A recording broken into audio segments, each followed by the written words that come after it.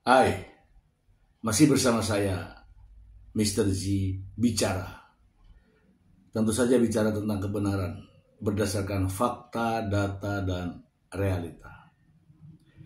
Rame di berita ya, rame berita di berbagai media sosial maupun mainstream, juga ada di televisi ya. 2 hari terakhir ini, hakim ditangkap oleh Kejaksaan Agung karena melakukan perbuatan menerima suap untuk mempengaruhi putusan hakim. Ini miris ya teman-teman ya, miris sekali. Nah, menjelang putusan dibacakan oleh Hakim Pengadilan Agama Jakarta Selatan terkait dengan gugatan cerai dari Mbak Imbong kepada Paula Verhoeven. Saya juga jadinya ikut dakdikduk ya teman-teman ya. Kenapa? Begini teman-teman. Hakim dalam mengambil keputusan itu berdasarkan fakta-fakta yang ada dalam proses pembuktian di persidangan. Di samping itu, hakim dalam mengambil keputusan adalah dari keyakinan hakim. Dan tentu saja juga didukung dengan adanya aturan-aturan yang berlaku dalam penegakan hukum. Nah, di sini terkait dengan Mbak Imbong menggugat cerai Paula Verhoeven, ini terkait dengan hukum keluarga. Sementara dalam hukum keluarga terkait dengan perceraian diatur dalam kompilasi hukum Islam. Nah, di sini masalahnya ketika seseorang melakukan gugatan kepada istrinya atau suaminya, tentulah pedomannya pada kompilasi hukum Islam. Namun ya akan menjadi suatu tanda tanya besar ketika hakim tidak menggunakan kompilasi hukum Islam sebagai dasar untuk mengambil keputusan. Dasar daripada gugatan cerai Mbak Imbong kepada Paula Verhoeven adalah tudingan adanya perselingkuhan. Kita ini orang luar melihat gelagat orang yang berselingkuh itu nggak seperti ini teman-teman. Paula dituding selingkuh dengan Nico Surya. Sementara Nico Suryanya tidak pernah memberikan pernyataan, jangankan pernyataan, nampak di media pun tidak. Sementara Paula Verhoeven sudah menyatakan bahwa apa yang dinarasikan itu semua tidak benar. Artinya, tudingan perselingkuhan itu belum jelas. Bahkan bukti-bukti yang diajukan oleh pihak Mbak Imbong juga bukan mengarah kepada perselingkuhan. Nah, dengan adanya tudingan perselingkuhan, kemudian bukti-buktinya yang tidak jelas, yang dihadirkan katanya sampai 83 bukti. Apalah artinya bukti 83 kalau tudingan atau perkara pokoknya tidak dapat dibuktikan. Saya melihat setelah perkara pokok tidak bisa dibuktikan teman-teman, muncullah tudingan baru adanya trauma anak. Untuk membuktikan adanya trauma anak, maka pihak Baim Wong dan pengacaranya mengajukan ahli-ahli terkait dengan psikiater anak, psikolog anak untuk menguatkan adanya trauma anak terhadap ibunya. Namun faktanya berbeda. Anak-anak begitu menyayangi ibunya. Dan saya rasa tidak wajar jika ada seorang anak yang tidak mau sama ibunya.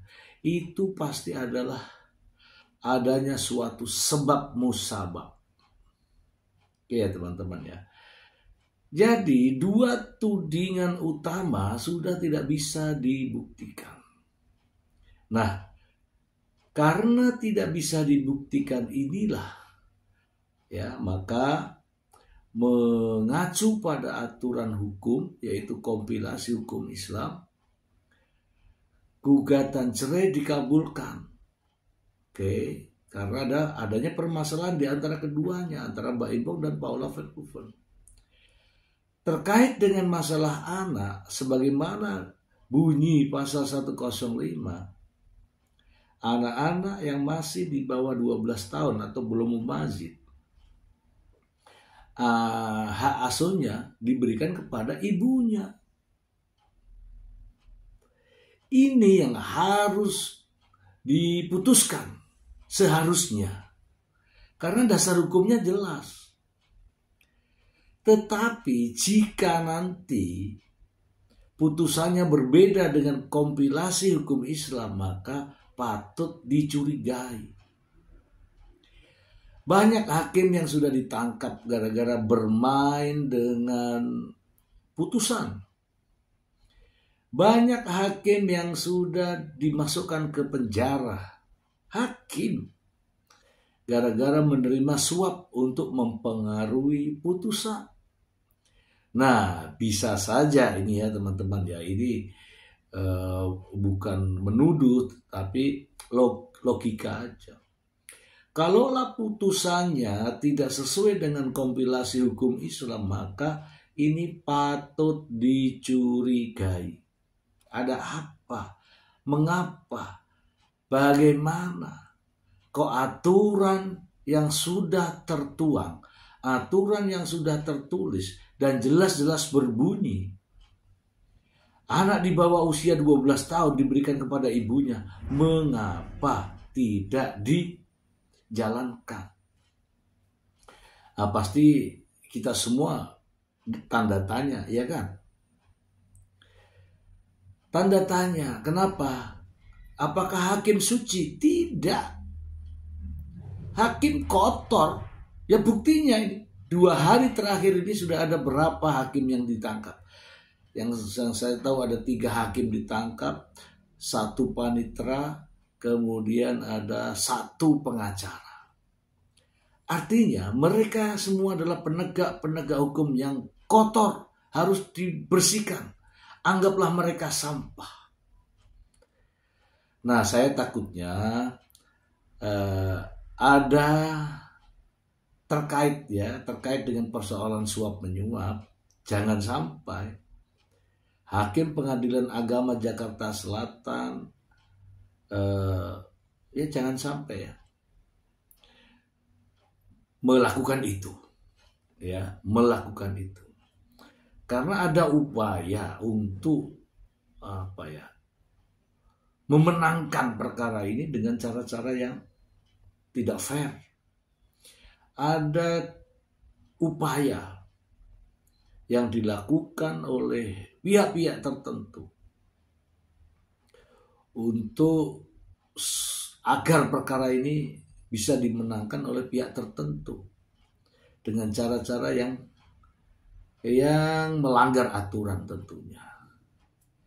Harapan saya apabila ini hakim-hakim yang menangani masalah ini yang terkait dengan gugatan cerai Baim Wong melawan Paula Verhoeven, ya, apabila ini mohon maaf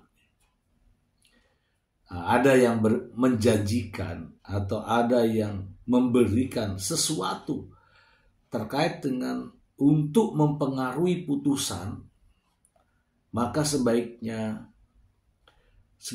dikembalikan segera atau ditolak segera atau ya dikembalikan saja. Jangan sampai persoalan ini justru akan menjadi senjata makan Tuhan. Ya karena begitu banyak ya teman-teman ya. Miris kalau saya melihat berita ini. Seorang hakim ya yang menjual, ya, memperdagangkan putusannya hanya demi uang. Sementara hakim adalah wakil Tuhan di dunia untuk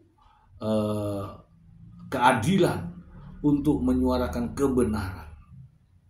Bagaimana rasanya jika ada hakim-hakim yang menerima suap seperti yang ramai diberitakan itu?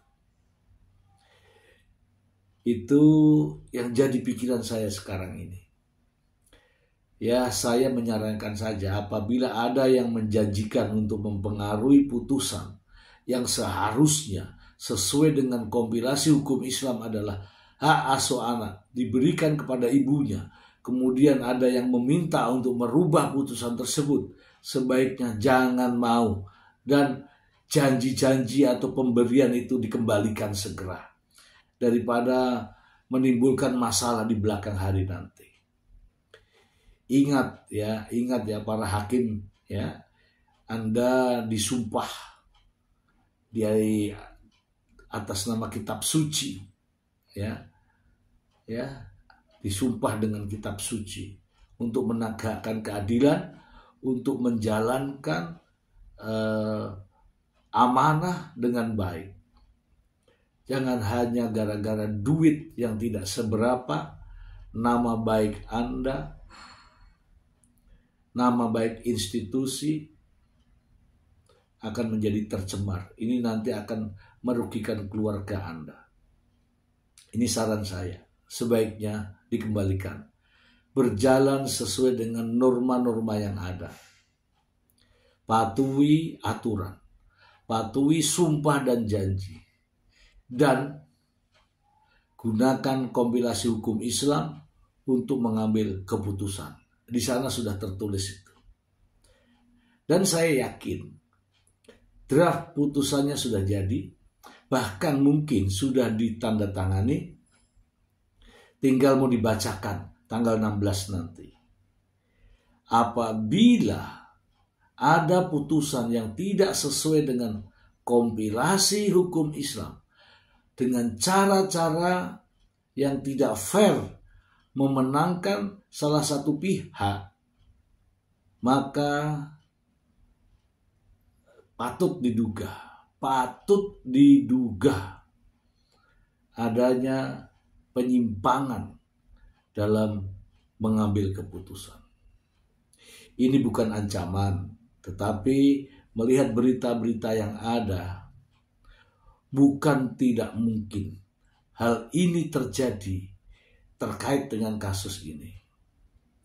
Ini masalah besar, disoroti seluruh rakyat Indonesia. Ini adalah tantangan bagi para hakim untuk mengambil keputusan dengan dasar-dasar yang benar.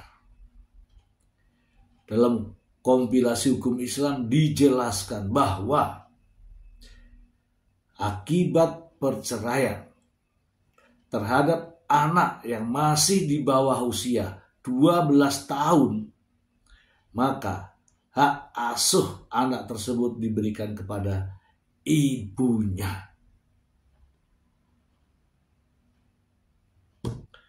Bagaimana pendapat Anda?